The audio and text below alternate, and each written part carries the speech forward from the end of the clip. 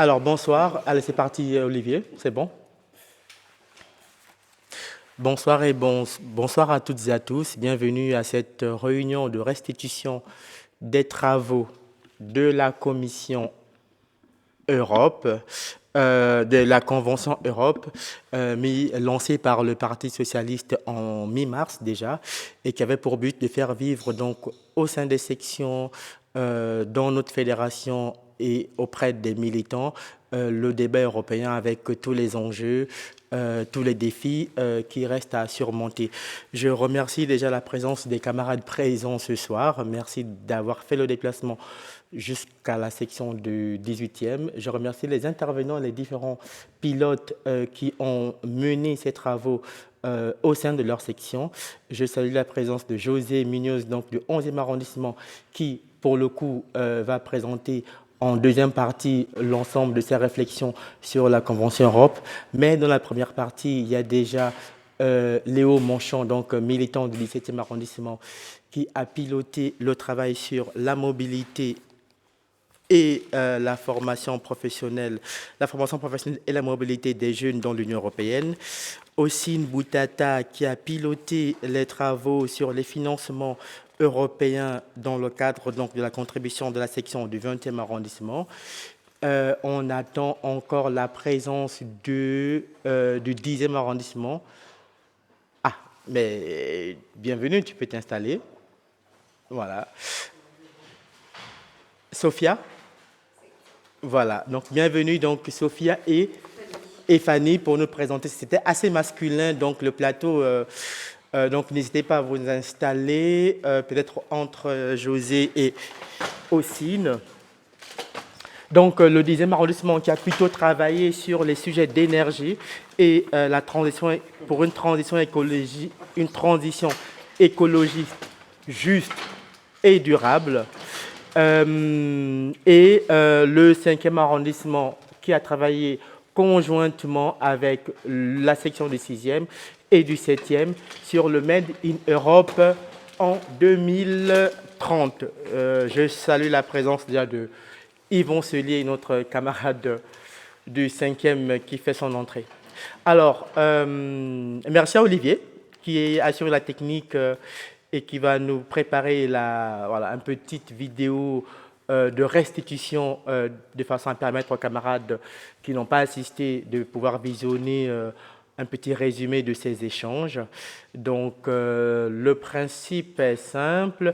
Je laisse donc la parole aux différents référents sur la Convention Europe au niveau de la section. On a reçu la contribution du 17e arrondissement. Je suis militant du 17e, donc je vais toujours très souvent évoquer cette section. Donc, on a reçu la contribution dans l'ordre d'arrivée, pour être juste, du 20e arrondissement, qui étaient les premiers à avoir envoyé leur papier, en temps et en heure et même en avance. Ensuite, il y a la section du 10e arrondissement sur l'énergie. Il y a donc Sophia qui est là, mais qui a travaillé aussi avec notre camarade Paul Cassavia, que je n'ai pas encore eu la chance de rencontrer, mais que je salue également. Alors, donc, 10 minutes de présentation pour les travaux. L'idée, c'est de nous expliquer peut-être assez rapidement pourquoi le choix du sujet, comment vous avez organisé les travaux, combien de réunions, et est-ce que les camarades de vos sections ont plutôt contribué et participé, et puis comment est-ce que vous avez décidé en interne du processus d'adoption, de validation du texte. Je sais qu'il y a des méthodes différentes qui ont été faites dans les différentes sections, et donc c'est aussi l'occasion d'en parler. Et puis, bien évidemment, assez rapidement aboutir sur les propositions, parce qu'on est là aussi pour ça, qui pourront alimenter donc un texte unique, un texte fédéral, sachant qu'on va ensuite réfléchir ensemble pour la mise en place d'un groupe pilote pour rédiger un texte indépendamment des sections. À discuter après. Bonjour et bienvenue. Voilà, alors je laisse la parole au Cine peut-être, ou voilà. Tu veux commencer, qui se lance? Ouais, Sachant que José interviendra après les sections. comme je peux y aller. Ok. Section du 20e. Alors, bonjour à tous. Le 20e a travaillé sur les financements européens alignés sur les priorités locales du parti, donc social, climat et bien sûr féminisme aussi. Et en fait, l'objectif de notre section, c'était de voir comment on pouvait rendre plus concret l'action de l'Union européenne à l'échelon très local. Voilà, en lien avec les citoyens et en lien avec nos priorités politiques que pourra apporter la délégation socialiste au prochain Parlement européen. Donc d'abord en termes de méthode, comment on a souhaité fonctionner. Donc le 16 mars à la commission administrative de la section, j'ai été nommé référent Europe.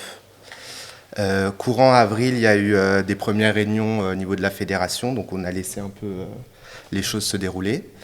Et ensuite, on a mis en place un groupe de travail Europe au sein de la section. Donc on a eu deux courants du mois de mai, donc le 3 mai et le 31 mai. Et là, on a choisi le thème des financements européens, on a choisi notre manière de fonctionner. On a soumis le projet de texte à la section à la fin du mois de mai. Donc ça s'est très bien passé. Et l'AG de section du 14 juin, donc mercredi dernier, a voté sur la contribution. Donc j'ai expliqué pour le groupe de travail le contenu de la contribution. Et ensuite, il y a des militants qui ont apporté certains amendements, etc. Donc il y a eu un débat vraiment intéressant. Et les véhicules d'information qu'on a utilisés, c'est les boucles de WhatsApp de la section et les newsletters hebdomadaires de la section aussi.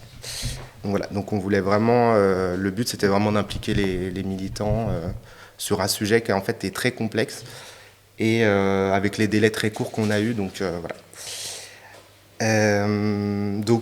Dans la contribution, donc on a fait une première partie plutôt explicative. Donc là, on a fait une description des fonds qui existaient, donc les fonds structurels, sociaux, économiques, cohésion économique régionale et transition juste, et les fonds plus programmatiques qui là, en fait, c'est beaucoup plus flexible en termes de fonctionnement, où là, les bénéficiaires peuvent répondre à des appels d'offres ou peuvent présenter des projets, et là, on va mobiliser certains financements. Donc voilà, donc ce qu'on a remarqué avec le groupe de travail, c'est qu'il y a beaucoup de fonds qui existent, mais malheureusement, la gestion fait que c'est l'échelon régional et l'échelon national qui prend le lead pour déployer ces fonds. Et du coup, ça expose les collectivités locales comme Paris, typiquement, aux décisions, aux jeux politiques des majorités régionales et nationales. Par exemple, pour le Fonds social européen, dans la nouvelle programmation pour 2021-2027, la ville de Paris a perdu plus de 4 millions d'euros, par exemple. Donc on voit que c'est vraiment des choix très, très politiques. Et surtout, la gestion est très opaque et peu transparente. Et la deuxième partie, donc, elle s'est penchée plutôt sur les enseignements qu'on a pu tirer à l'échelle locale. Donc, comme on a vu qu'il y avait beaucoup de fonds européens qui contribuaient, même dans le 20e arrondissement, il y a plusieurs projets à destination des demandeurs d'emploi, des minorités vulnérables, etc., qui ont bénéficié quand même à nos citoyens. Mais les citoyens ont très peu d'informations et les fonds sont très peu visibles. Et surtout, l'accessibilité des fonds est très très compliquée. Donc elle pourrait être vraiment grandement améliorée. Alors la Commission européenne en France a fait certains services d'information qu'ils ont lancés récemment qui s'appellent l'Europe des communes. Mais on n'a pas assez de recul pour voir ce que ça veut dire. Et il fallait fouiller dans les documents budgétaires de la ville, du plan local d'insertion pour l'emploi, des services de l'État pour avoir des informations. Donc c'était très opaque. C'est le fameux pli. Voilà. Je pourrais aller en détail après dans les questions. La section a choisi de faire 7 recommandations. Après les entretiens qu'on a pu mener entre les deux groupes de travail. Et toutes, elles visent à vraiment pallier ce manque de lisibilité, de visibilité, d'accessibilité des fonds européens à l'échelle locale. Donc typiquement, on prône une augmentation des dotations des fonds parce qu'ils restent ils font pas face à aux urgences actuelles des inégalités sociales et du changement climatique.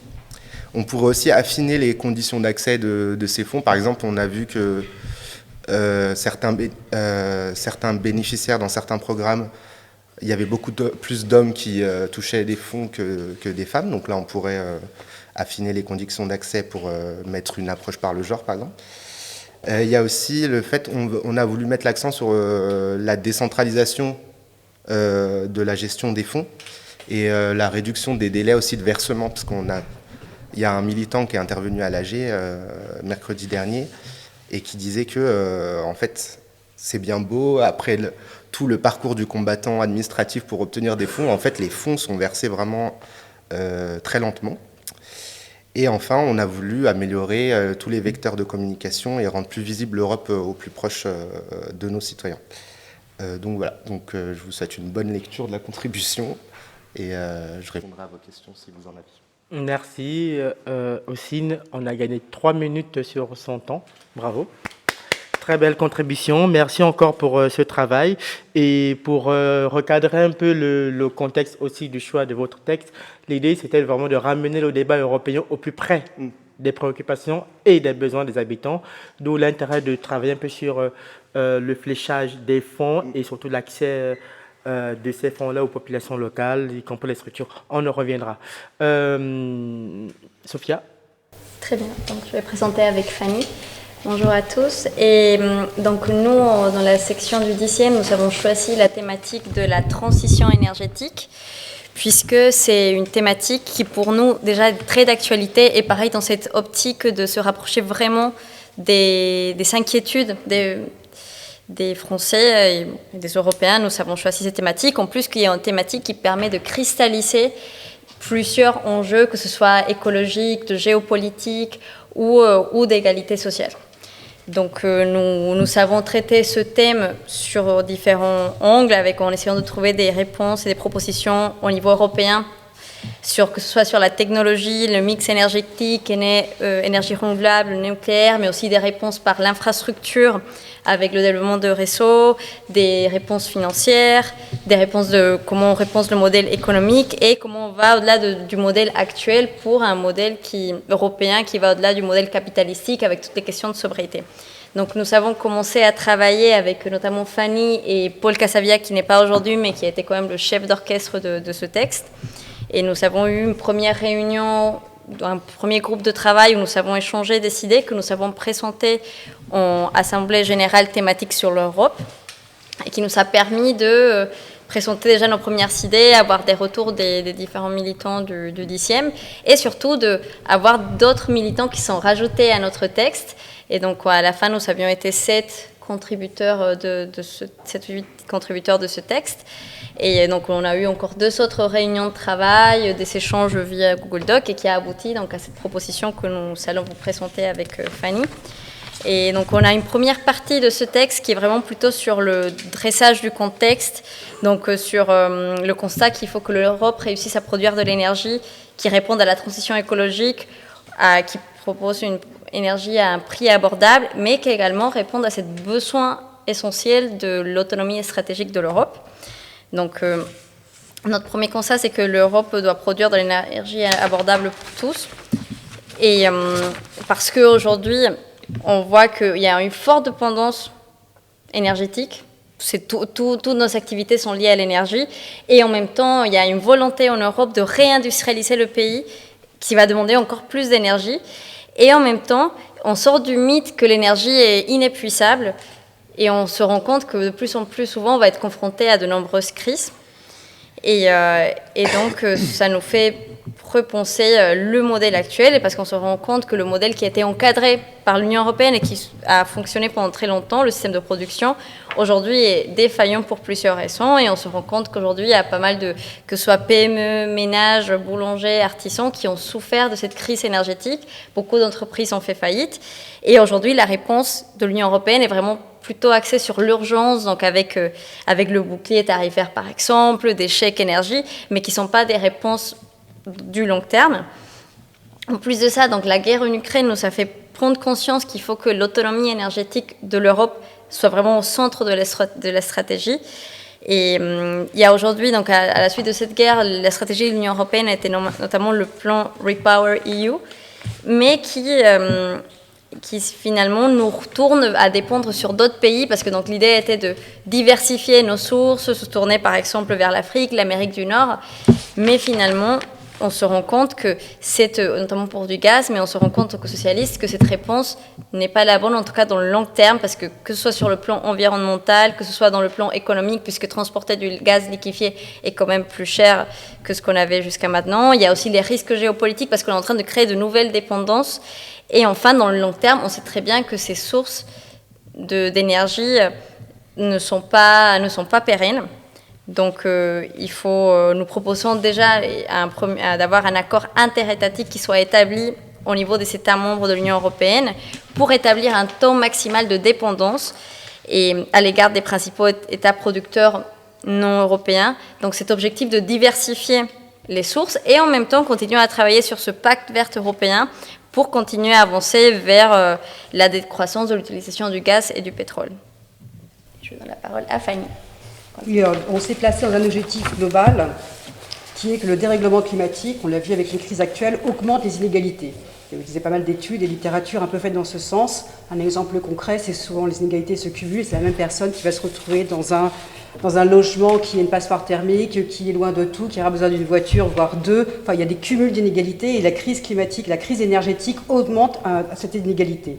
Donc on est quand même dans cette situation où on cherche, et aujourd'hui l'énergie se régule à un niveau européen, et pour certaines sources d'énergie, il y a toute une réglementation qui est européenne. Donc comment essayer de retrouver, offrir un système qui permette d'offrir une société plus juste, de faire une transition écologique, mais également plus solidaire, respectueuse de l'environnement, avec ce souci constant de la cohésion sociale et territoriale. C'est un peu ce qui nous a un peu notre cadre de pensée.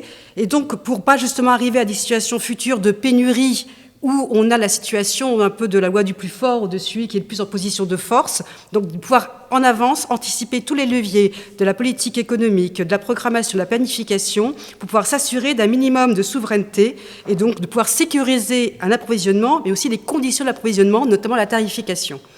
En France, on bénéficie d'une tarification peu chère, mais ce n'est pas forcément le cas au niveau européen.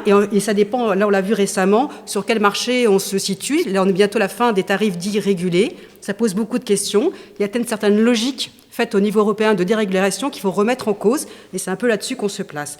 Donc juste pour l'info, on l'a appris aujourd'hui lors d'un colloque, la crise énergétique en Union européenne, en termes de surcoût entre les chèques d'énergie, les autres, qu'il a fallu un petit peu pour aider tout le secteur économique, c'est 700 milliards en 2022. Donc on est quand même sur des montants assez conséquents.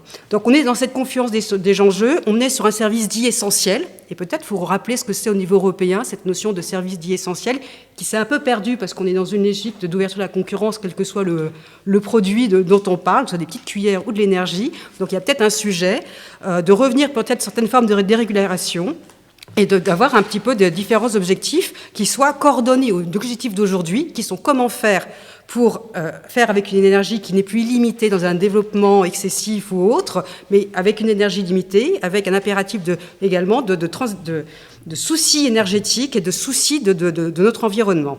Donc, un impératif de décarbonation, les trois grands secteurs qui sont les plus émetteurs de gaz à effet de serre, donc on vise pour pouvoir effectivement maîtriser autant que faire se peut le réchauffement climatique, c'est d'abord le transport, tout ce qui est le bâti, on pense à une rénovation énergétique, etc., et l'industrie. L'industrie, là, on a eu également un chiffre là, pour pouvoir atteindre les objectifs de 2030, il faut passer de 65 millions de tonnes de CO2 à 45. C'est énorme. Donc voilà, donc il y a à avoir un petit peu cette notion-là. Si on décarbone, parce que l'objet c'est quand même de décarboner autant que possible l'énergie, même si on maîtrise un certain nombre d'usages, il y a quand même mécaniquement une augmentation de la demande d'énergie dite électrique. Alors pas seulement, il y a également la géothermie pour le chauffage, il y a d'autres choses. Mais ce besoin énergique est extrêmement conséquent. On est quand même au-delà de plus de 50% en plus. Donc voilà, on est quand même sur une nécessité de penser et d'assurer cet approvisionnement d'énergie électrique, sans oublier toutes les autres sources. Donc, chaque pays a son histoire, sa géographie. Donc, il ne s'agit pas de faire un modèle unique pour chaque pays, ça n'a aucun sens. Enfin, mais il faut, par contre, il existe déjà des objectifs de mix énergétique qui sont posés 2030-2050, le Fit for 55, etc., les accords de Paris. Il y a déjà un ensemble de jalons. Donc, ça, c'est sur les objectifs. Par contre, il nous manque les jalons au niveau européen. On n'a pas forcément tous les mécanismes, et surtout, on n'a pas réfléchi à une notion de gouvernance. Donc, si la production doit être effectivement laissée au niveau des pays, les objectifs qui sont déjà existants à renforcer au niveau européen, et à renforcer avec des jalons, et à renforcer en termes de gouvernance. C'est-à-dire peut-être revenir sur certains dictats, ou en tout cas certaines notions, concepts qui sont aujourd'hui, qui sont là sur l'ouverture à la concurrence notamment. Donc pouvoir permettre, si les pays le souhaitent, en fonction justement de son histoire et de son choix énergétique, de pouvoir éventuellement revenir à des monopoles. Alors, quand on est dans des solutions qui sont dites extrêmement capitalistiques et de long terme, bien sûr le nucléaire, qui pour le coup est très long terme, mais même aussi les barrages hydrauliques, peut-être effectivement que c'est plus efficace, économiquement parlant, d'avoir une structure, un monopole, qui permet du coup d'avoir un monopole public pour pouvoir un peu vérifier quand même, pouvoir imposer un peu un niveau de prix et réguler les prix. Ça peut être aussi quelque chose sur lequel il faut réfléchir. Donc une nouvelle gouvernance, puis de nouveaux objectifs à tout le système décisionnel au niveau européen pour pouvoir intégrer justement cet objectif de transition énergétique et de transition juste. On revient également là-dessus. Donc cette idée qui est assez présente de péréquation, c'est-à-dire que ce ne soit pas que des tarifs au marché, c'est-à-dire qu'on a une forte capacité dite contributive ou alors de négociation, on peut avoir des tarifs bas, on ne l'a pas, tant pis pour nous.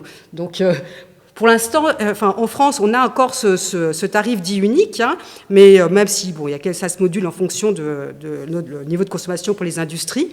Mais au niveau européen, je pense que ce ne serait pas inintéressant de penser effectivement c'est quoi un service minimal, un service public de l'énergie, et c'est quoi une consommation dite un peu type minimal, sociale, avec un tarif qui soit un petit peu régulé, quitte après à avoir des tarifs progressifs. Il ne faut pas non plus laisser libre cours à une consommation excessive. L'idée est quand même d'avoir une maîtrise et quand même un contrôle de cette consommation énergétique. Donc c'est penser différentes zones géographiques sur l'énergie dont on parle, donc, est-ce que c'est plus ou moins centralisé, moins centralisé? Il y a déjà une interopérabilité extrêmement forte au niveau européen, et tant mieux, parce que l'idée, c'est quand même d'être solidaires entre nous, et que les besoins ne sont pas forcément au même moment et au même endroit. Donc, il y a un intérêt vraiment majeur. Donc, faut s'appuyer là-dessus et amplifier là-dessus, avoir une vision un peu programmatique, parce que plus on anticipe, plus on est en mesure d'éviter des situations de crise, de pénurie, donc ça nous permet d'avoir cette action-là, long terme, court terme, et niveau géographique, faire l'adaptation, mais également penser la mutation profonde de l'économie pour pouvoir offrir finalement un ensemble de produits, de consommation, mais également de production, mais aussi de bien-être, de modes de vie qui soient différents, mais qui ne soient pas subis, sur lesquels il y a des vraies alternatives avec un débat démocratique. Il ne nous reste pas du tout du temps. 2 minutes. 2 minutes. Une minute. On pourra revenir. Je vais juste très rapidement finir sur quelque chose qui est très important dans notre texte, qui est la question de la sobriété énergétique, parce qu'on parle souvent et on tombe souvent sur la caricature de la solution magique technologique, on pousse les énergies renouvelables à fond, on va vers l'augmentation de la capacité des batteries, mais c'est nécessaire, oui, pour la transition énergétique, mais n'empêche que ça ne peut pas remplacer une vraie politique de sobriété, que ce soit au niveau du gouvernement, des citoyens ou des entreprises. Et donc, nous pensons qu'au niveau européen, déjà, il y a des bonnes pratiques qui peuvent être poussées, que ce soit sur le accompagnement, par exemple, de la réduction des pratiques bioclimatiques ou juste des éco-gestes pour montrer, parce que parfois, ça peut sembler anecdotique, mais parfois, il y a des solutions simples qui ne nécessitent pas forcément de technologie. Au-delà de ça, nous pensons que c'est important, on le dit bien dans notre texte, qu'en tant que socialiste, il ne faut pas non plus qu'on tombe sur que le poids de la transition écologique tombe sur les citoyens, il ne faut pas déresponsabiliser ni les gouvernements ni les entreprises.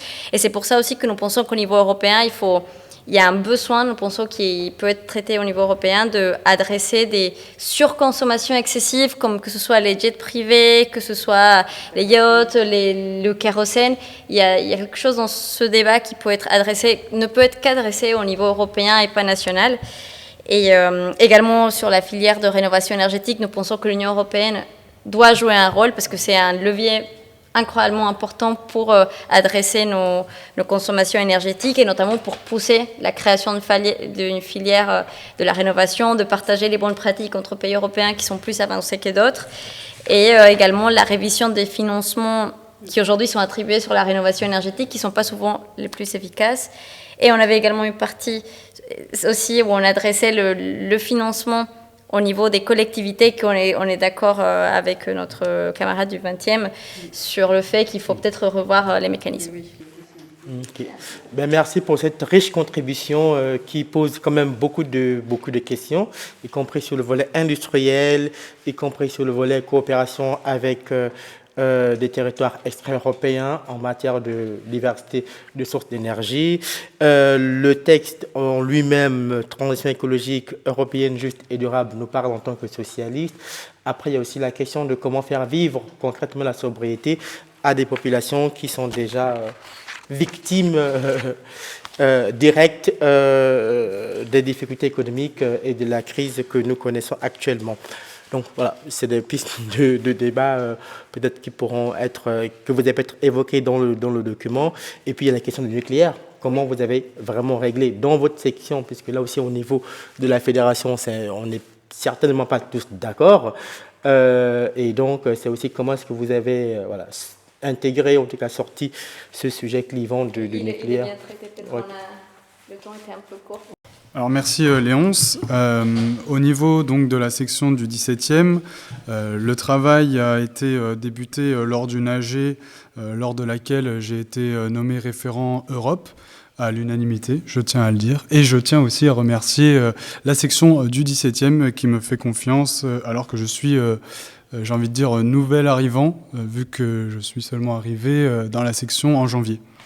On a donc fait, suite à ça, 2 réunions en visioconférence, lors de laquelle tous les camarades du 17e étaient conviés pour élaborer la participation à cette contribution. Le sujet avait été déjà tranché lors de l'AG, et il s'avère être formation et apprentissage, mobilité de la jeunesse dans l'Union européenne. On a également mis en place un café-débat avec des intervenants extérieurs, dont un militant des Young European Socialists, une étudiante qui est actuellement en stage à l'Institut Jacques Delors, et un étudiant de sciences politiques qui a effectué un Erasmus en Italie et qui venait nous parler de son expérience. On a également mis en place un drive collaboratif pour que chaque militant puisse contribuer à sa manière sur le texte. Donc notre texte s'est pas mal inspiré du programme Erasmus+, qui est d'ailleurs le programme, on a envie de dire, phare de l'Union européenne, le plus connu en tout cas. Donc on a mentionné les fonds européens, mais ils sont peut-être un peu obscurs pour la plupart des citoyens et concitoyens. Par contre, Erasmus bénéficie quand même d'une assez grande popularité et il est souvent mentionné comme la plus grande réussite de l'Union européenne à ce jour.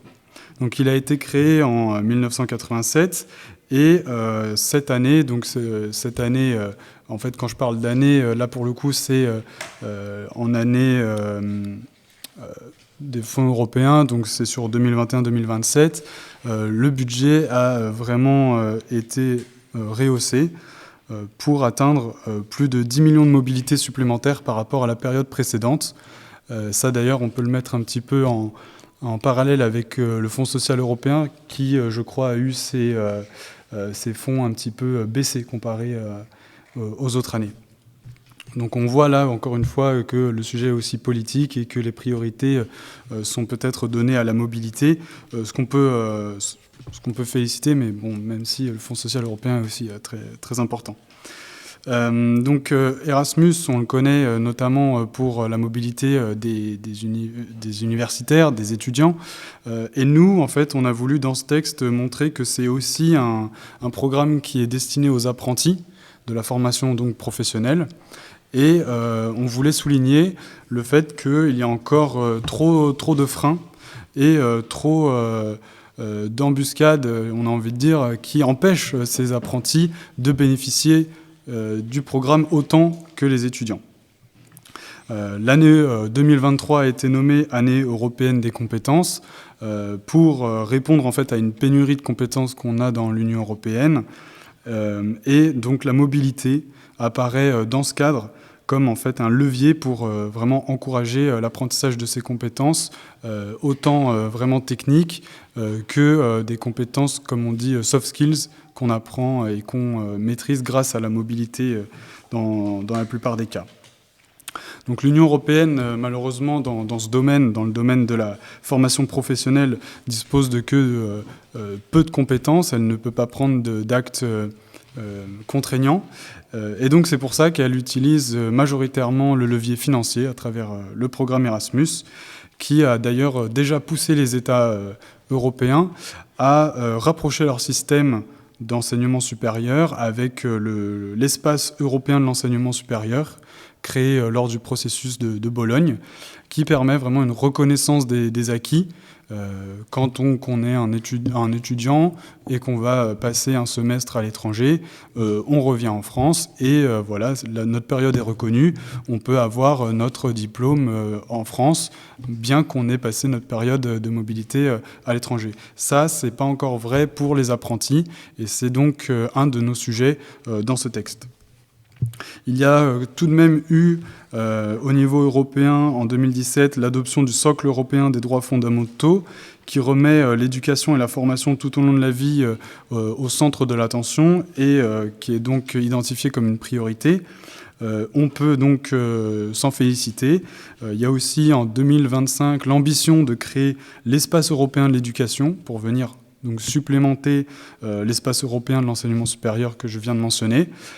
Cet nouvel espace serait donc bénéfique pour les apprentis.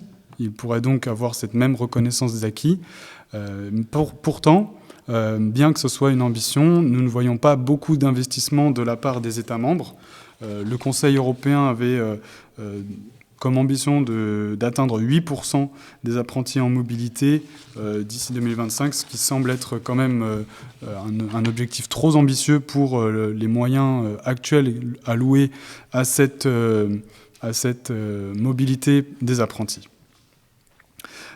Pourtant, encore une fois, on voulait souligner dans ce texte que les jeunes sont en fait les personnes les plus exposées au manque de formation et donc au chômage. Voilà. Donc on a des chiffres qui le montrent. En 2023, en Europe, les jeunes ont un taux de chômage de 13,8%. Et en France, presque 17%. C'est presque donc le double des populations plus âgées. Et l'agence Erasmus estime que 20% des apprenants en mobilité Erasmus+, doivent faire face à des situations de précarisation et de vulnérabilité.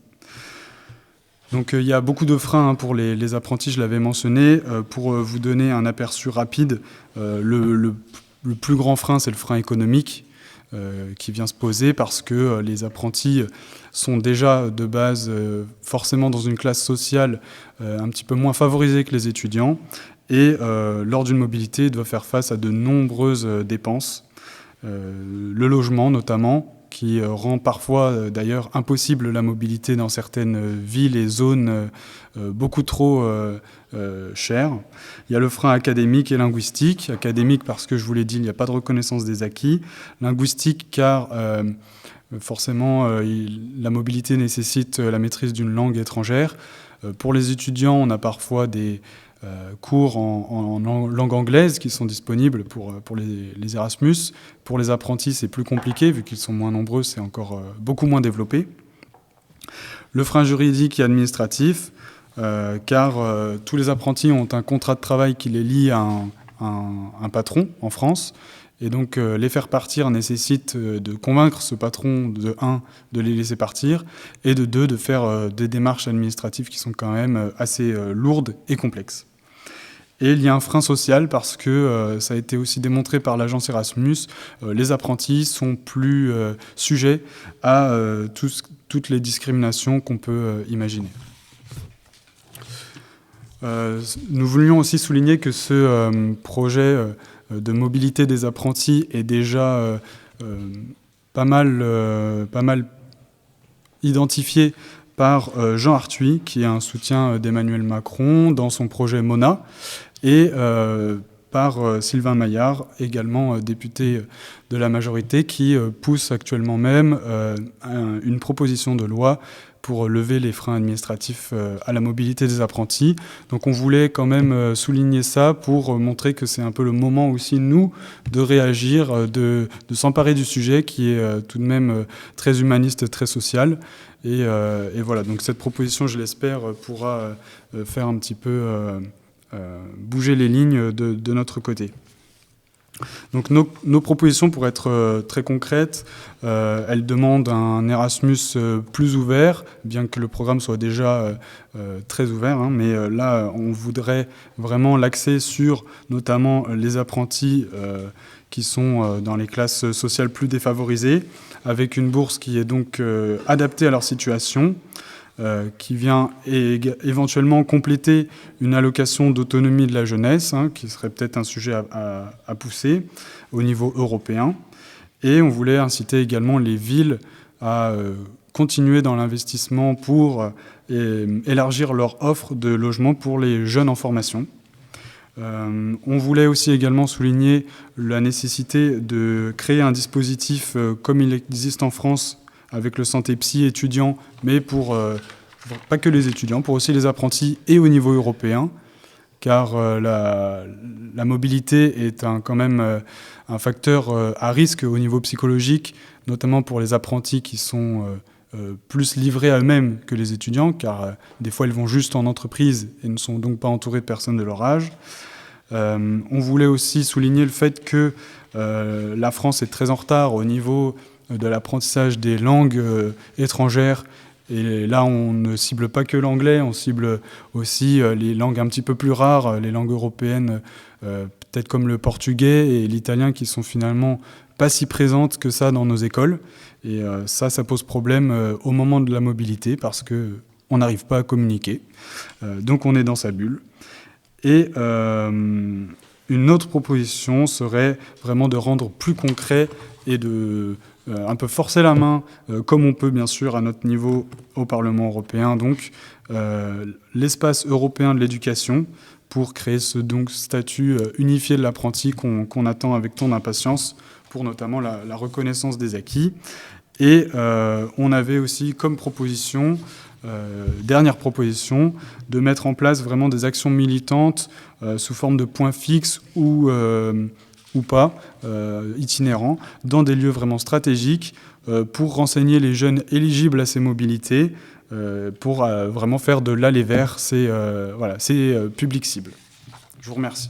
Merci Léo pour ce travail riche sur la jeunesse et la mobilité, la formation. Dans les textes qui ont été travaillés dans la section, il manquait quand même le sujet jeunesse, et j'ai été très heureux de savoir que tu l'as proposé dans le cadre de la Convention Europe et que tu as très bien piloté ce travail au sein de la section du 17e. Un autre point aussi que je voulais aussi souligner, c'est qu'indépendamment donc, de notre présence ici, il y a la section, c'est l'une des rares sections à avoir réuni 3 sections parisiennes autour d'un texte. C'est ce qui avait aussi été proposé lors de la première réunion de la Commission Europe. Ça permettait aussi une plus grande participation des camarades, et puis ça permettait aussi de mutualiser donc les réflexions et les ressources. Malheureusement, le 5e, 6e et 7e, on n'a aucun représentant. Mais voilà, je propose à Yvon, qui a participé de près aux travaux sans en endosser peut-être les résultats, puisqu'on l'a partagé, mais bon, il va peut-être nous en dire un mot s'il le souhaite bientôt. Mais je voulais aussi souligner aussi, donc, au-delà du travail donc, collectif du 5, 6, 7, la participation de nombreux camarades des différentes sections aux différents groupes, puisqu'il y a des camarades du 17e qui ont travaillé avec notamment la section de 10e. On a eu aussi des JS de 92 qui ont aussi contribué de façon très active, tu l'as rappelé, au groupe de travail donc, sur la mobilité en Europe des jeunes. Donc voilà, c'est un travail qu'on peut peut-être critiquer. Moi, j'ai beaucoup de choses à reprocher à la mise en place de la commission et son organisation au niveau donc, des fédérations. Mais voilà, je pense que certains camarades dans toutes les sections ont essayé, en tout cas, de participer le mieux possible, le plus souvent, de façon très active à ces travaux. Si vous avez d'autres choses à compléter, peut-être de 10 minutes, un temps de rallonge, 2-3 minutes avant de céder la parole à José, à Yvon et puis aux participants, aux camarades présents dans la salle. Non. José. Je mets le chronomètre tout de suite. Ah oui. Il faut mettre 3 chronomètres. Bon, voilà mes camarades, c'est vrai que l'Europe, comme la Méditerranée, j'y reviendrai, font partie un peu de notre base de travail, de nos valeurs. Pourquoi la Méditerranée? Tout simplement parce que moi j'ai eu cette fierté d'avoir été le premier délégué du Parti socialiste aux accords de 95 à Barcelone sur un espace de paix euro-méditerranéen. On en est loin. Ce qui se passe en ce moment en Israël, ce qui se passe sur l'ensemble de la Méditerranée. Un élément qui n'apparaît toujours pas dans nos réflexions, c'est que la géographie véritable de la situation polémique ou problématique de l'Europe ne se situe pas dans le nord de l'Europe. Elle se situe en Méditerranée. Quand vous regardez la Méditerranée des colonnes d'Hercule, c'est-à-dire Gibraltar, Tanger, jusqu'à la mer d'Azov, et que vous regardez cette géographie tellurique, véritablement, que nous devons voir et analyser d'une manière plus forte qu'aujourd'hui, parce que, en effet, souvent, la Méditerranée est quelque chose qu'on laisse un petit peu à part. Donc, à la demande du National, de Philippe Doucet, j'ai travaillé sur 2 éléments. Le premier, parce que j'adore l'histoire et la poésie. Donc, on m'a demandé quels étaient les mots de l'Europe depuis ses origines. C'est-à-dire que je suis parti des Lumières, bien entendu, mais avant les Lumières, je suis parti d'Averroès. Averroès qui nous a permis, au travers de toutes les grandes universités européennes du Moyen-Âge, de comprendre et de revoir tous les antiques, qu'on appelle les antiques, c'est-à-dire toutes les philosophies qui nous ont permis de connaître Platon, Aristote, etc. Rappelez-vous que, justement, la Sorbonne, avant de s'appeler la Sorbonne, s'appelait l'école averroésienne de Paris. Donc, au XIIe siècle, et un siècle plus tard, la Sorbonne créait cette université parisienne avec d'autres universités. C'est-à-dire que l'universalisme, quelque part, existait déjà dès le Moyen-Âge au travers de grandes universités comme Cambridge, comme Salamanca, voilà, je cherchais Salamanca, et puis la Sorbonne, et puis Leipzig, et puis Kiev, etc. Donc, cette idée de mots nous a permis et je demande moi, parce que je ne pense pas qu'il l'ait fait, qu'il vous donne le texte. Je me suis même amusé à faire un nuage de mots qui m'a permis de voir que le mot principal qui ressortait de notre histoire de l'Europe, c'était « nous ». Nous, comme conscience véritablement de la pluralité de notre réflexion et de nos valeurs. Deuxième point sur lequel Philippe Doucet m'a demandé de travailler, alors là c'est un texte qui fait une dizaine de pages, je crois, sur l'euro-méditerranée. Un des textes. C'est un des textes, je continue. Bon, ce texte est sensible parce que il tient compte dans l'esprit de l'importance véritable que la Méditerranée, avec l'Union pour la Méditerranée, suppose aujourd'hui, dans ce cas de guerre qu'il ne faut pas prendre à la légère, parce qu'elle influe sur tout notre monde, que ce soit économique, que ce soit universitaire, que ce soit social, que ce soit alimentaire, que ce soit énergétique, etc. Et trop souvent, le parti a un peu oublié ces éléments liés à la Méditerranée. Troisième point, la contribution que nous avons travaillée avec Mathieu Giton, tous les deux, au moment de la demande de congrès, de la demande pour le congrès de Marseille, de réaliser, écrire des thématiques. Et nous avons, avec Mathieu Giton, donc, qui est premier fédéral de la Belgique, réalisé donc un texte qui a été une contribution thématique sur l'Europe en 3 volets. Une Europe stratégique, une Europe solidaire et je cherche la 3e que je ne trouve pas, une Europe de l'éducation et de la culture. Éducation et culture qui, comme tu le voyais, on n'en parle pas trop. La culture est complètement oubliée d'ailleurs. Hein. Et ça, c'est pas normal d'abord dans notre parti et ensuite dans la réalisation du travail qui a été effectué en Europe. Donc voilà, ces textes sont à votre disposition et j'espère que Léonce, tu vas les diffuser parce que tu peux les diffuser. Et donc, j'interviens là aujourd'hui par rapport à la demande qui m'a été faite complémentaire au national sur trois items. Je ne veux pas rentrer trop dans les détails. Vous aurez le texte puisque je l'ai envoyé cet après-midi à 16h à Léonce. D'abord, la sécurité de l'Europe, élément majeur de notre diplomatie internationale. 2, la mondialisation économique est planétaire, et l'Union européenne doit protéger nos entreprises, nos commerces, nos institutions et nos travailleurs du public, du privé et de la société civile. Car, comme tu le disais, que ce soit les apprentis ou les associations, ce sont des éléments qui sont un peu oubliés dans notre monde.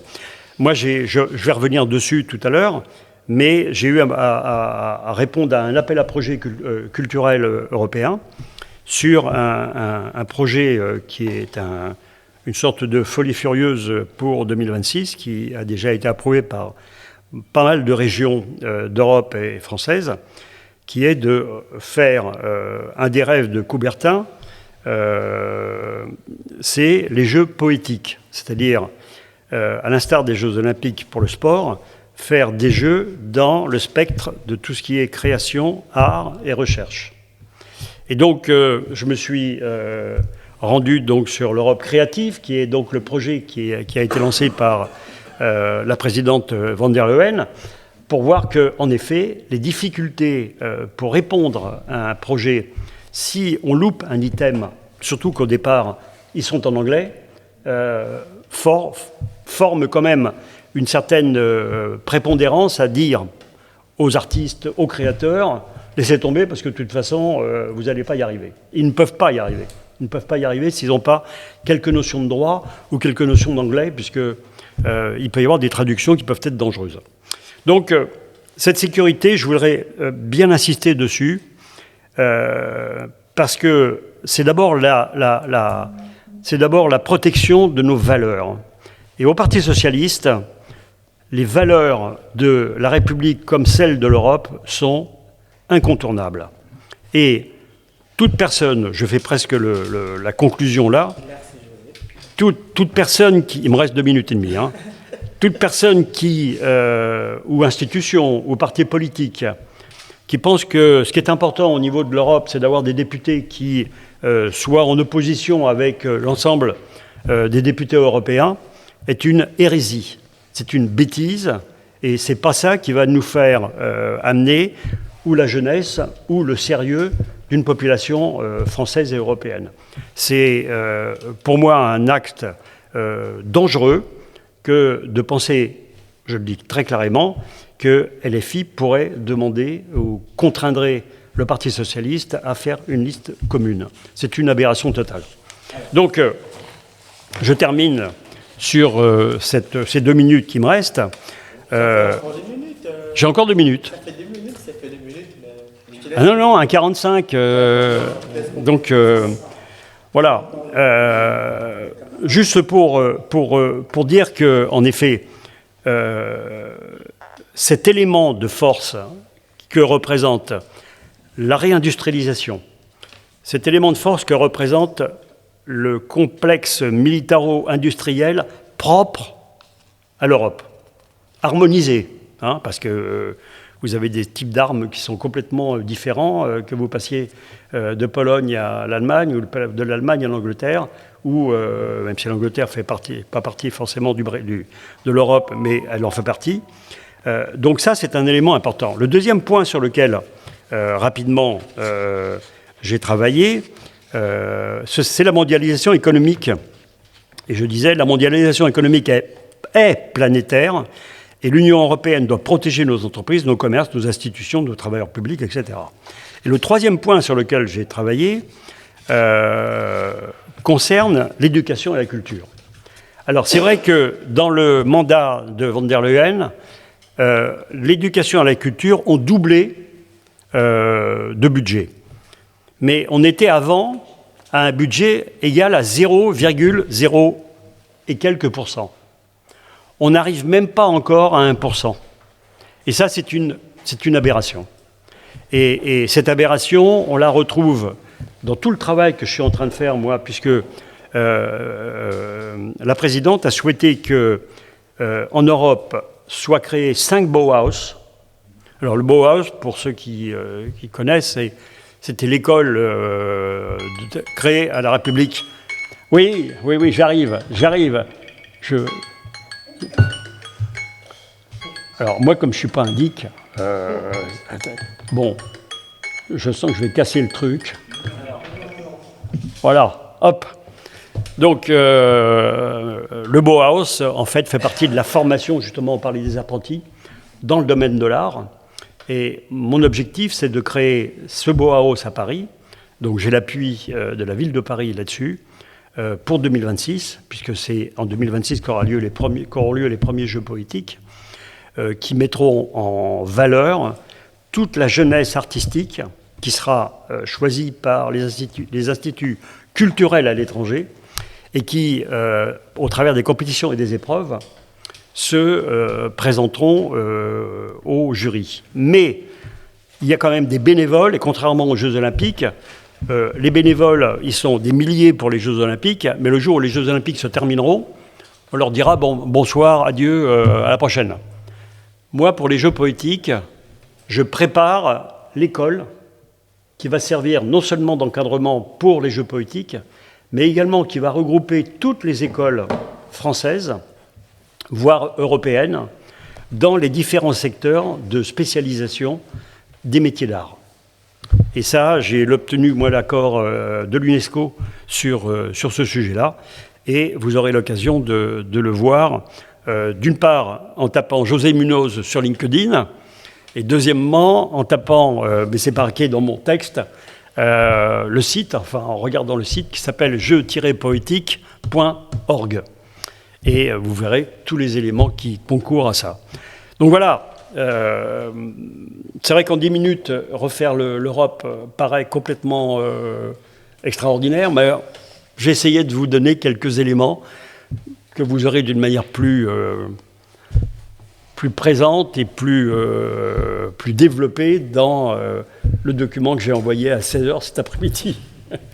Merci. Pour ce riche travail, José. Je vais transmettre les différents textes dans les différentes boucles, y compris lors d'une prochaine communication dans la commission, via la commission Europe de la Fédération.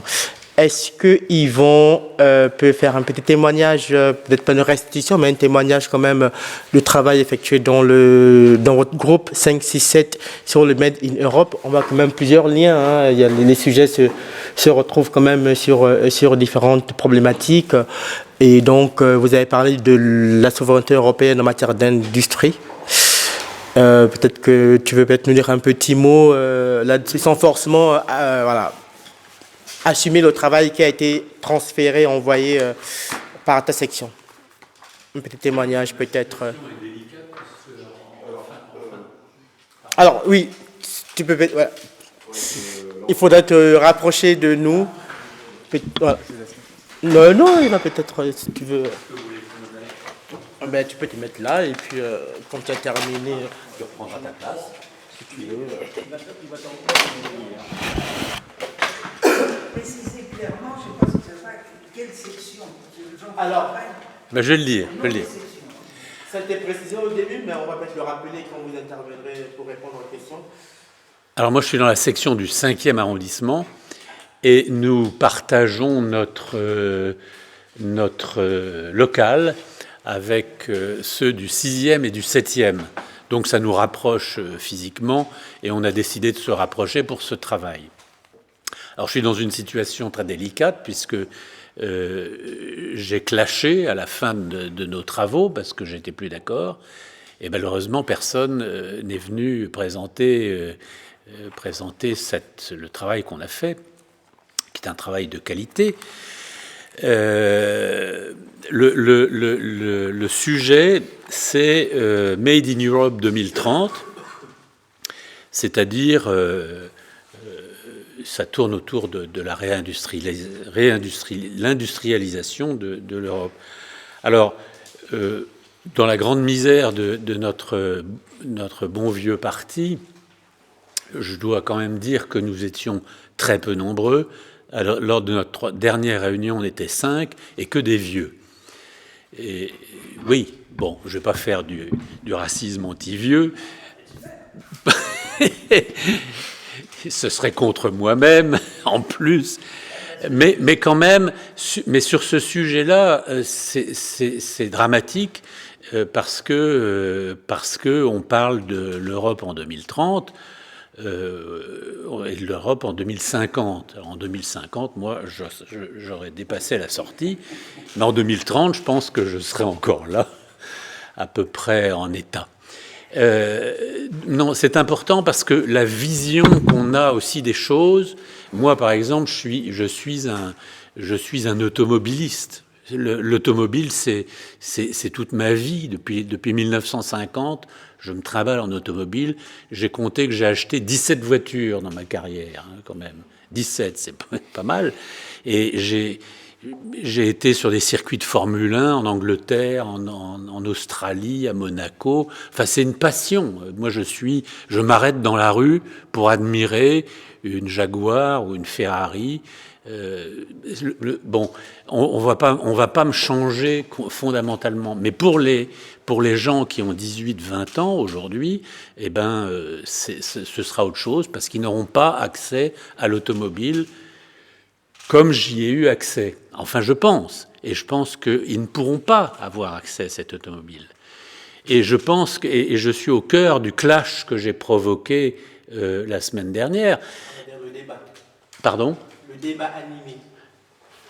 Non, j'ai clashé. Parce que j'ai dit, mais on peut pas continuer. Quand je vois Joe Biden,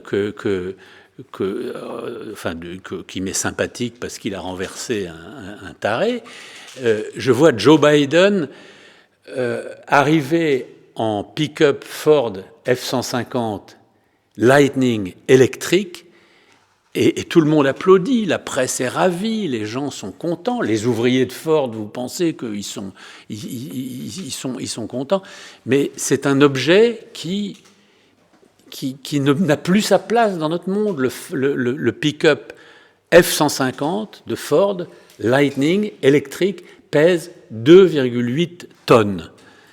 Le modèle à essence avant, le même, enfin son prédécesseur, pesait déjà 2 tonnes. 2,8 tonnes à cause des batteries. On ne peut pas imaginer la mobilité basée sur le pick-up. Et le pick-up aux États-Unis, c'est comme le hot dog, le Coca-Cola, la Bible, l'Empire State Building, c'est un élément constitutif de leur civilisation. Eh bien, ils seront obligés de s'en passer d'une façon ou d'une autre. Mais Joe Biden ne dit pas ça. Sur le transport aérien, J'apprécie dans votre contribution que vous ayez taxé le kérosène. Je l'ai proposé, ça a été refusé. Et pourquoi j'ai clashé? Parce que j'ai dit, le Made in Europe 2030, il faut dire aux gens qu'il y a des choses qu'on ne pourra plus faire. Alors on m'a dit, mais attention, il ne faut pas agiter des chiffons rouges. Moi je pense qu'il faut agiter des chiffons rouges, allumer des lumières rouges, parce que sinon on va tromper les gens. Et les gens qui sont trompés, ils seront ramassés par qui vous savez. Ils seront ramassés par Le Pen et tous ses potes d'extrême et extrémistes. Alors, sur l'avion, je prends ça comme exemple parce que c'est intéressant, mais on pourrait parler de l'agriculture de la même façon, ce n'était pas notre sujet. On pourrait parler de la mobilité en général, de la bagnole, du train, etc. Sur l'avion, Jean Covici nous dit 4 voyages par personne dans toute sa vie en avion. Je ne sais pas si vous avez vu ça. Alors, c'est dur. Notre brillant président parade au salon du Bourget et tout va être facile. On va faire fonctionner ces avions à l'hydrogène. C'est-à-dire, quelqu'un dit il faut 15 EPR pour fournir le kérosène fabriqué à partir d'hydrogène, rien que pour la France. 15 EPR. Donc on délire complètement. On ne pourra pas voyager en avion comme on l'a fait. Enfin, ma génération, moi, la première fois que j'ai pris l'avion, j'avais 20 ans, j'ai fait Paris-Hambourg dans un Boeing, c'est un truc fabuleux. Après, j'ai énormément émis de CO2 à cause de mon travail, qui m'obligeait à prendre l'avion sans arrêt. Bon, c'est fini, c'est terminé. On ne pourra pas faire son EVG à Budapest. Vous savez ce que c'est qu'un EVG? Alors, on pourra le faire. EVG, c'est enterrement de vie de garçon. C'est mon neveu est allé faire son EVG à Budapest. Ça ne sert à rien, c'est totalement inutile. On peut très bien s'en passer. On peut s'amuser à Paris ou aller en train à Budapest, effectivement, ça prend un peu de temps. Bon. Donc, sur l'avion, je dis, il faut taxer le kérosène maintenant, pas dans 3 ans. Il faut le taxer maintenant et violemment. Et comme ça, on va enclencher un processus qui sera voyager moins. Ah oui, mais Airbus. Ah, bah oui, Airbus. Les salariés d'Airbus, ils vont faire quoi? En 2050, ils seront combien? Je n'en sais rien, personne ne le sait. Mais en tout cas, Airbus ne sera plus ce qu'elle a été. Donc, cette position, c'était agiter un chiffon rouge au niveau européen. Les socialistes peuvent être porteurs de ça, et les socialistes peuvent être porteurs de ça en disant « ça va être compliqué, mais nous, on est les seuls à vous expliquer comment changer de vie, et surtout, on est les seuls à résoudre les problèmes sociaux qui vont se poser à l'Europe. Parce que nous, on sait faire. On sait faire, c'est notre raison d'être de résoudre les problèmes sociaux. Merci, Bon. Merci pour ton témoignage et pas une contribution, puisque vous avez compris qu'il est en désaccord avec le travail de sa section. Est-ce qu'il y a une prise de... Oui, bonjour, bonsoir. Excusez-moi, oui. j'ai cité, vous avez vu le départ, certainement. Donc j'ai cité la phrase célèbre, il faut que tout change, pour que tout soit comme... Pour que rien ne change. Rien ne change. Je reprochais à mes camarades d'avoir agi comme ça. Il faut que tout change, mais en réalité... Ok, il y a une prise de parole déjà demandée dans la salle. Bonsoir camarades. Si tu peux te rapprocher pour... Non, je pense que filmer... on peut au moins prendre ta question. Donc du coup... Oui, la caméra est là, donc... Mais voilà. Tu peux ne pas être filmé, mais l'idée c'est d'entendre ta question quand même. Ou ton intervention. Comment? Ici. Ça.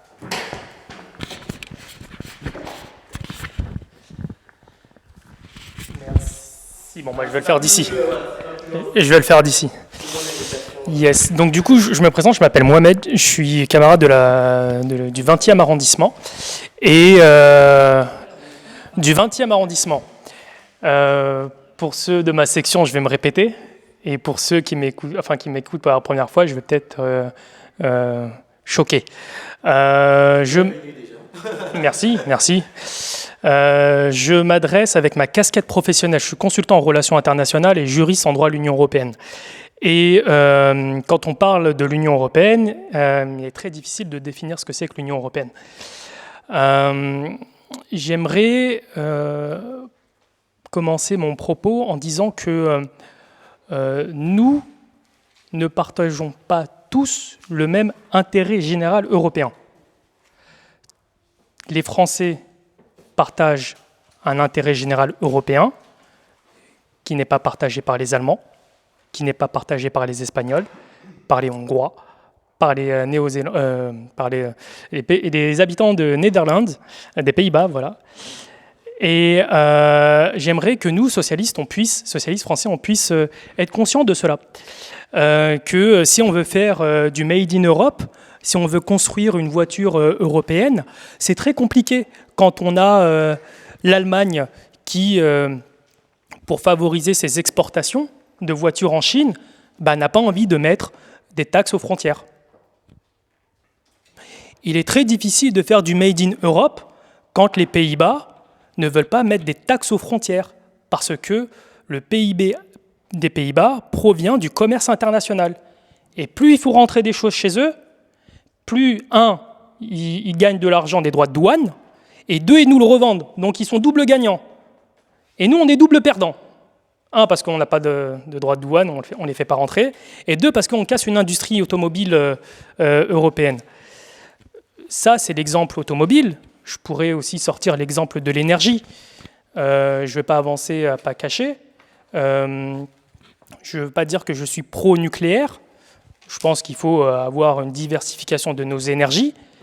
Mais quand on a différents pays, notamment l'Allemagne et notamment une alliance transpartisane, socialiste allemand, libéraux allemands, verts allemands, contre le nucléaire français, avec depuis 10-15 ans une offensive économique de basse intensité contre notre industrie nucléaire, alors là, je peux pas. C'est un exemple, c'est l'un des exemples les plus patents disant que nous ne partageons pas tous le même intérêt général européen.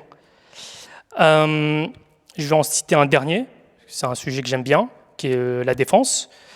Nous, les Français, on peut être fiers de nos Rafales. Et nos avions de chasse sont les meilleurs au monde. On est les meilleurs au monde. Et je ne comprends pas pourquoi nos voisins allemands, nos voisins européens, n'achètent pas français. Ils achètent américains. Et même nous, quand nous, Français, on dit on va faire un projet trans-européen, eh bien, ça achète quand même des avions américains. Ça achète des F-16, ça achète des M-16, ça achète américains. Et nous, Français, on se dit oui, mais l'Union européenne, c'est bien, mais en fait, l'Union européenne, c'est qu'on n'a pas tous le même intérêt général européen. Nous sommes les seuls, dans l'Union européenne, et je termine par là, nous sommes les seuls dans l'Union européenne à penser européen, et ça, c'est très bien. Mais les autres pays n'ont pas le même réflexe que nous, et donc j'aimerais, et j'en termine vraiment par là, quand on a un projet européen, prendre en tête et avoir conscience qu'on va heurter des intérêts nationaux, et que quand bien même l'Union européenne, c'est une organisation d'intégration sui generis, il n'en demeure pas moins que c'est une organisation d'États. Et les États n'ont pas tous le même intérêt. Merci camarades, d'où l'idée de construction européenne, et c'est un peu l'enjeu de l'Union européenne d'aller vers des positions communes, y compris lorsqu'elles sont difficiles à franchir. Je ne vais pas répondre à ton interpellation, je vais prendre la parole, donner la parole à Michel. Une minute. Je croyais, je parle assez fort. Ok. Ça capte pas le son. Ça serait dommage. Est-ce que ça va être Michel. Alors on va essayer, il est 21h. Non mais en fait c'est la table qui est bloquée. Attends. Là. Tire. Non.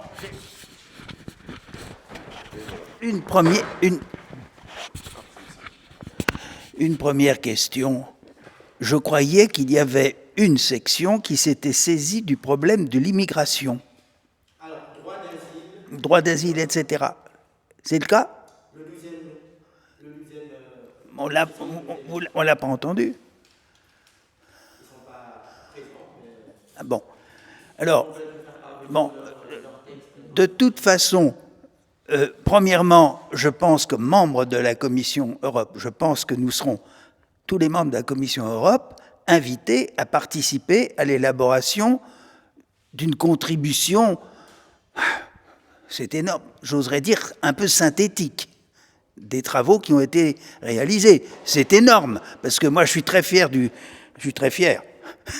pas pour moi, mais du travail réalisé par nos camarades de la section du 10e, qui est un document dont j'ai dit et je redis qu'il sera précieux et pour la campagne et qui sera peut-être précieux pour les députés que nous pourrons faire élire, au point de vue de sa substance. Bon, cela étant, je suis très sensible à la contribution de José Munoz.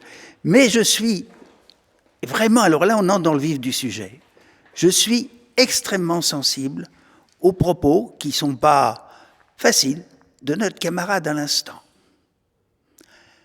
Quid? Nous sommes tous européens, pro-européens, mais quid de la définition d'un intérêt général européen? Alors, je me résume, il faut faire exister ce qui est plus une communauté, qui est une union. Et ça ne va pas être facile.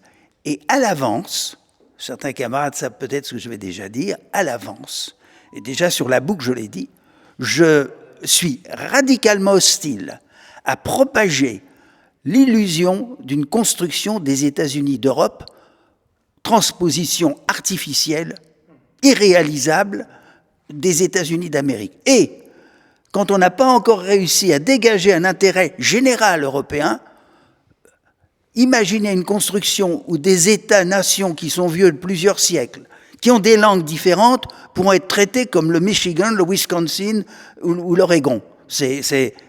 Bon. Donc, il ne faut pas encourager. Moi, j'ai été fédéraliste longtemps. Je pense qu'on peut imaginer, au sein d'une union qui aura progressé, une fédération d'États-nations. Ça a été envisagé à l'Institut Jacques Delors. Une fédération d'États-nations beaucoup plus intégrée que le reste de l'Union, ouverte à son élargissement, mais qui ne comporterait pas un État fédéral puissant, minorant les États-nations comme de vastes régions.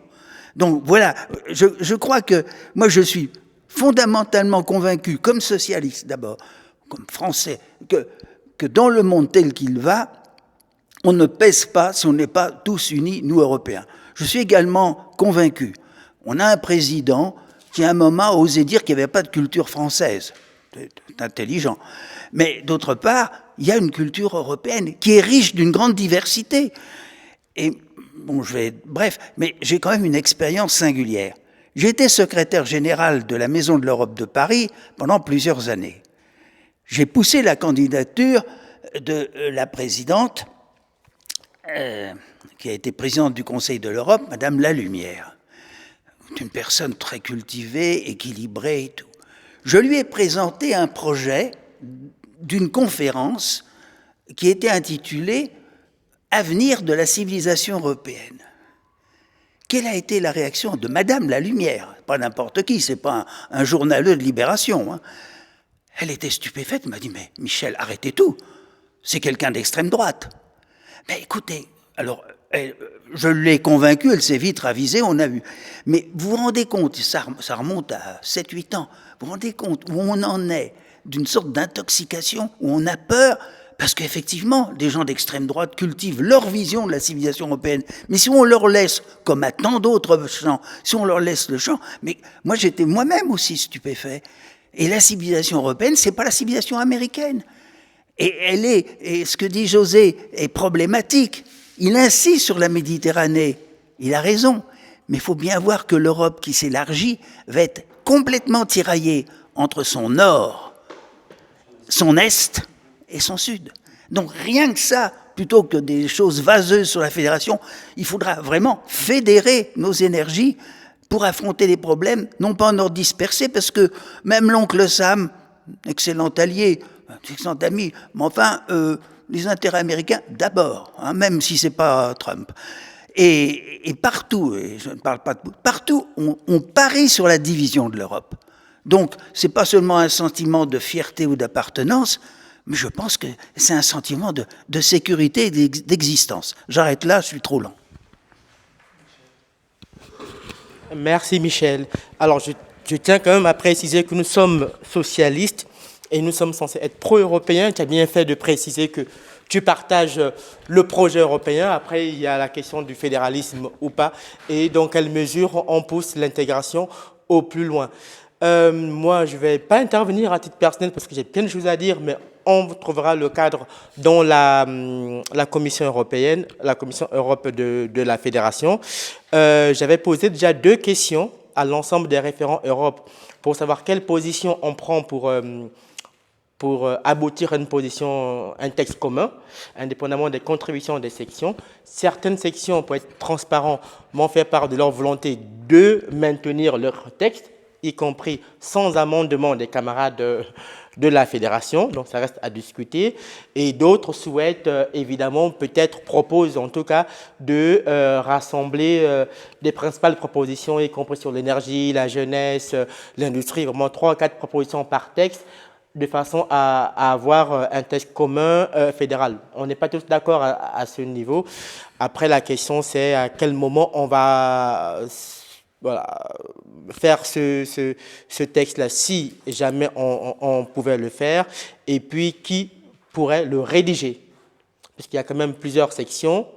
Vous avez compris que nous ne sommes pas tous d'accord, y compris lorsqu'on est pro-européen, et donc l'idée c'est quand même de proposer un texte parisien, et c'est aussi la volonté de l'AMIA qui nous a proposé, indépendamment des sections et des riches contributions des sections, de proposer un travail global. Évidemment, sans entamer la qualité des travaux des sections, ça je tiens à préciser, hein, et ça je l'entends aussi. L'idée, ce n'est pas de noyer le travail sur l'énergie, sur l'industrie, sur l'apprentissage dans un texte consensus mou, mais c'est vraiment de regrouper vraiment les propositions phares, en tout cas les plus importantes, sachant que la volonté aussi du national, et ça reste à préciser, c'est que les fédérations vont voter sur les textes. Donc ça aussi, il faut qu'on clarifie ça. Et je pense que c'est en septembre que ça va se faire, d'après le calendrier initial prévu, qui peut aussi bouger. Et là, c'est peut-être José, qui est en lien direct avec le national, sur ces sujets, qui peut préciser les choses. Est-ce qu'il y a d'autres prises de parole sur l'immigration?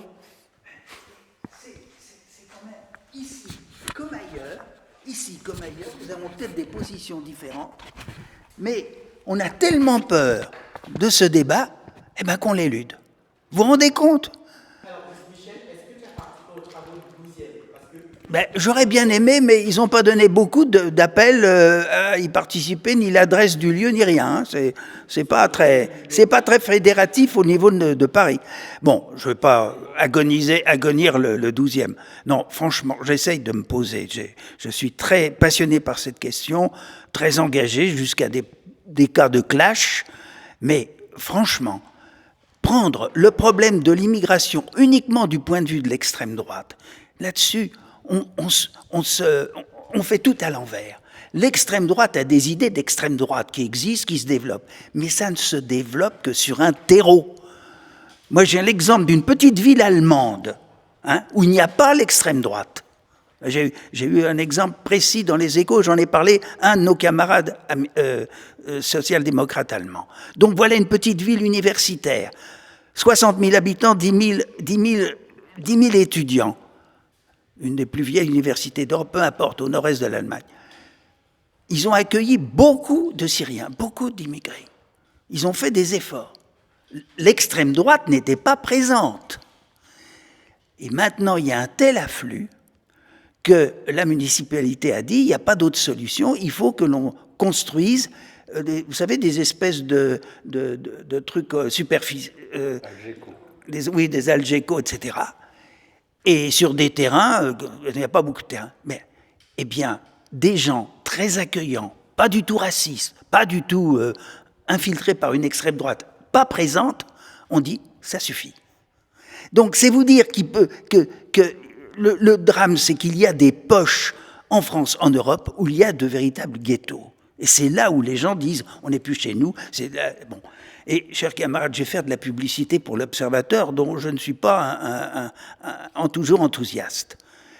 Dans l'Observateur, que vous pourrez encore trouver demain, et je viens de le trouver, hein, il y a tout un dégagement sur l'immigration.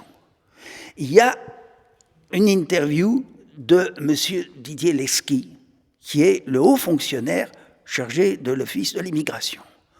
Je le connais un peu personnellement, et je dois dire très prudemment, entre parenthèses, parce qu'il n'y en a pas beaucoup, c'est un homme de gauche. Bon. Et Lesky traite le problème, pratiquement sans faire allusion à l'extrême droite. Il traite le problème des capacités d'accueil, de la répartition et des problèmes spécifiques de tel ou tel pays.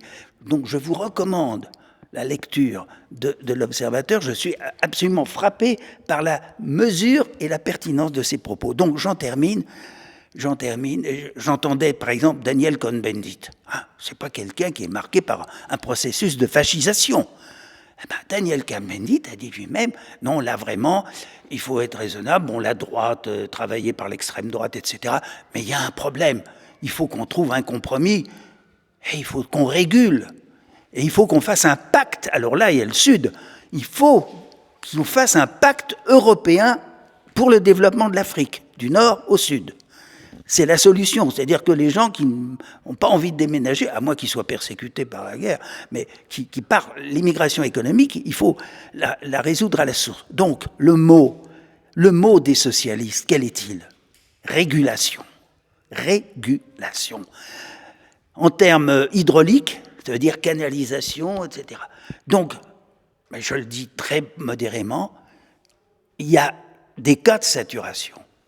Donc, sans céder du tout à l'extrémisme, il faut mettre un frein, il faut des règles respectueuses avant tout du droit d'asile, mais l'immigration désordonnée, non régulée à terme économique, c'est plus possible. C'est plus possible. Et vous voyez, nos camarades danois, nos camarades suédois, ils sont pas... Oui, je sais. Mais comme me disait Didier Lesky me disait, hein, je l'ai vu, m'a dit, mais bon sang, je lui ai dit, mais tu sais, j'ai des camarades de ma section, de la fédération, les Danois sont des salopards, ils sont complètement... Il a dit, mais bon sang, qu'ils les rencontrent et qu'ils discutent avec. Merci Michel. Alors, est-ce que vous souhaitez conclure? Alors là, on va faire la phase de conclusion. Moi, je vais prendre la parole une petite minute avant de vous céder le micro pour Claude, parce qu'il est quand même 21h. Donc, on a commencé avec 15 minutes de retard. L'idée, c'est de terminer à 21h, aller autour de 15-20 minutes. Juste pour dire quand même qu'il faut quand même que nous soyons prudents dans nos interventions, parce que nous sommes quand même socialistes, nous sommes pro-européens, je tiens à le préciser. Parler de l'immigration, ou parler des divergences, des différences qu'on peut avoir, y compris sur l'armement, y compris sur les politiques d'accueil, y compris sur le nucléaire, y compris sur la transition écologique, ne doivent pas nous éloigner de l'enjeu quand même de l'aventure de la construction et du projet européen. Alors, il y a plusieurs... Alors, je ne t'ai pas interrompu, camarade. On t'a écouté... Excuse-moi, pardonne-moi, je te promets, je te prie d'accepter mes excuses. Mais pardon, ne te fourvoie pas. L'Union européenne, il y a 6 États qui l'ont construite. C'est une organisation d'États. Et ces États se sont mis d'accord sur des intérêts communs à l'époque. C'est tout ce que je dis. C'est dire que l'Allemagne a une stratégie à part entière de la France ne veut pas dire qu'on est contre l'Europe. Dire que l'Allemagne, que l'Italie, que l'Espagne, que la Norvège ou que même les Britanniques qui nous ont quittés ont des intérêts divergents, c'est la politique et c'est le sens du travail que nous menons régulièrement, y compris pour préparer les élections communes.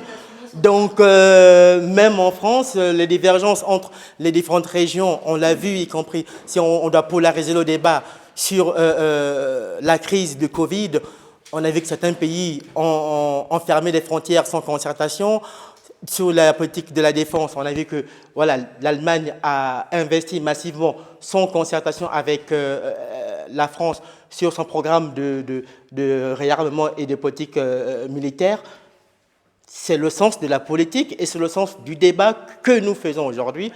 Et c'est le sens du jumelage que nous avons même avec, au niveau des militants, on va dire, de base, quoi, qui travaillent régulièrement dans les sections. Donc, ce n'est pas ça le sujet. Je veux quand même rappeler qu'il ne faut pas qu'on soit pollué aussi par les éléments de langage de l'extrême droite.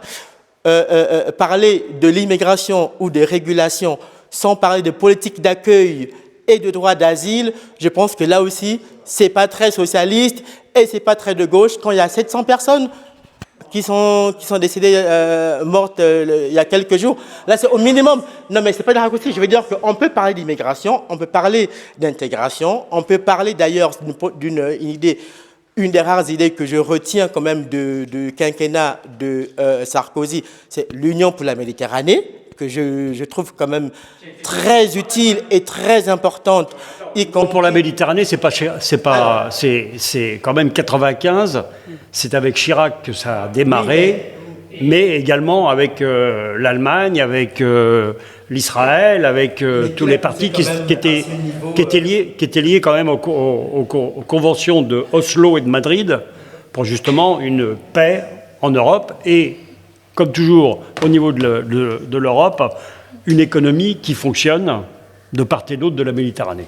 C'était la base. C'était la base et le projet n'a pas abouti pour les raisons que nous connaissons, mais dans l'essence et dans l'idée propulsée par Sarkozy. Alors, bon, on ne va pas... merci pour votre participation, pour vos interventions et pour vos riches contributions. L'idée maintenant, c'est de voir comment mettre ça en commun pour aboutir à un texte fédéral pouvant alimenter donc le débat sur la Convention Europe sans évidemment dégrader les riches contributions des sections. Voilà. Merci encore pour votre présence. Oui, donc...